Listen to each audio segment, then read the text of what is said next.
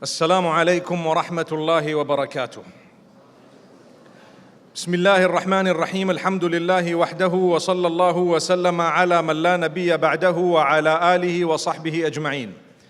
My beloved brothers, my sisters, the greatest gift you have is the connection you have with Allah subhanahu wa ta'ala.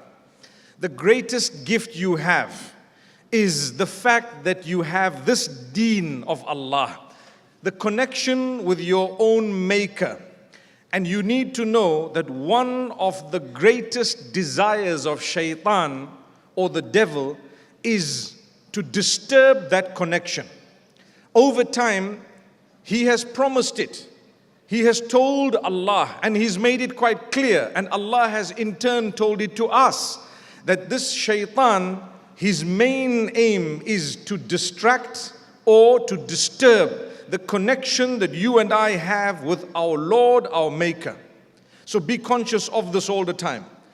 Inna ash-shaytana lakum aduwwun fattakhidhuhu aduwwa. Indeed, shaitan is an enemy of yours. So consider him an enemy. Take him as an enemy. Imagine someone who has caused so much of harm to you, and you see them, but you still want to interact. You still think, no, it's okay. I'm sure this person's fine. You know, everything's okay. This morning I received an email from someone saying that you promised to donate so much money to such a cause and so on and so forth. And I have all the communication, but the money never ended up coming. Something like that, right? And I told the team to respond to say, you know what, I don't even communicate with people in this particular way. And another thing is, I wouldn't promise you to give the money, I would give the money. See the difference, subhanallah. And so you're getting caught and scammed and you don't even realize. Many of us have already been somehow conned online. Do you agree? Whether it is small or big. Sometimes we're deceived. We see things that's not a reality. And we believe it. And then we're told later on, you know what? That wasn't even true. It was fake.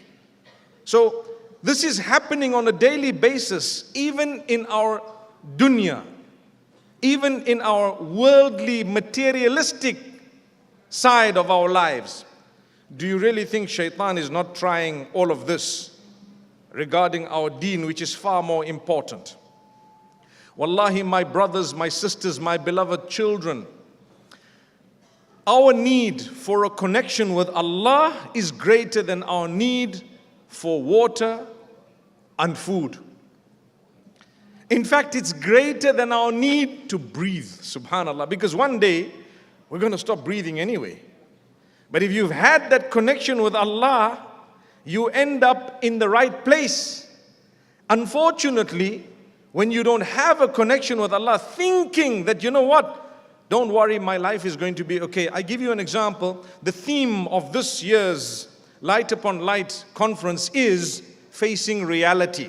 So I give you an example of drugs. I give you another example of perhaps some form of smoking. And I know you might say, that's a bit lighter. And you know what? We can throw it all out. All these bad habits can go. The problem is the dunya has been made beautiful and it's made fair seeming to people, but it's not. It actually is a challenge and a test. Can you keep yourself clean? Your faith was revealed by Allah in order to cleanse your connection with Him, in order to cleanse your entire life, in order to make sure you're a clean person from every aspect. When you worship Allah alone. Cleanliness in worship. When you are doing your actions, you do them in the purest possible way, as per the teachings of Nabi Muhammad sallallahu alaihi wasallam. When you interact with one another, you have a clean relationship. No deception, no abuse, no vulgarity. All of that is part of what makes you a beautiful person. So shaitan comes and beautify things. A lot of others are doing this. Let me just do it. It's okay. Those are my friends. Never mind. I go to school with them. Not everyone you go to school with is your friend. Remember that. Not everyone who goes to school with you is your buddy. They might just be a colleague or an acquaintance or a workmate. But you need to know where to draw the line and when. If they have bad habits that are really affecting them, or they will disturb the relationship and connection with Allah, then obviously you might take good from them in terms of perhaps them being a colleague, assisting you physically for something permissible, but you're not going to take a bad habit from them. You're not going to take distraction from them for Allah. Imagine Allah says in the Quran quite clearly when He speaks about intoxicants being an abomination. When He speaks about gambling, then He says all this is the handiwork of the devil. Are you going to leave it or not? Meaning you have to, you should, you must. Allah says, إنما يريد الشيطان أن يوقع بينكم العداوة والبغضاء في الخمر والميسر ويصدكم عن ذكر الله وعن الصلاة. He tells you what shaitan wants from you by getting you involved in intoxicants and gambling. He says shaitan wants to create between you enmity and hatred, and he wants to distract you from the remembrance of Allah and from your prayer. That's shaitan's aim. What does he want? He wants hatred between us. He wants enmity between us. And he wants to distract us from the remembrance of Allah, which means we are no longer conscious of Allah in any way. Because when we say dhikrullah, it is not only referring to subhanallah, alhamdulillah, Allahu Akbar. It is far beyond that. It refers to remembering Allah, bearing Allah in mind, being conscious of Allah. That is a part of the dhikr of Allah. And then he wants to distract you as a result from prayer, because the prayer is a shield between you and the devil. I always tell young men or women who come to me for advice, please can you give us one piece of advice? I say, can I throw in one more? Let's make it two. Number one, have good friends. Have good friends. Make sure you have brilliant friends. And more important than that, make sure you are a good friend to those around you. Because it's easy to say, oh, I'm looking for good friends, but you yourself are not even bothered about your own habits. You don't even pray. You're not interested in what goes into your mouth, out of your mouth. Everything is just okay. Subhanallah, if that's the case, my brother, my sister, my beloved child, I am telling you, you need to make sure you are a good friend to those around you, and then make sure that those around you are good friends as well. I've said this in the past. The quick test of knowing whether you are in good company or they are in your good company, or the opposite, whether you're in bad company or good, is as follows.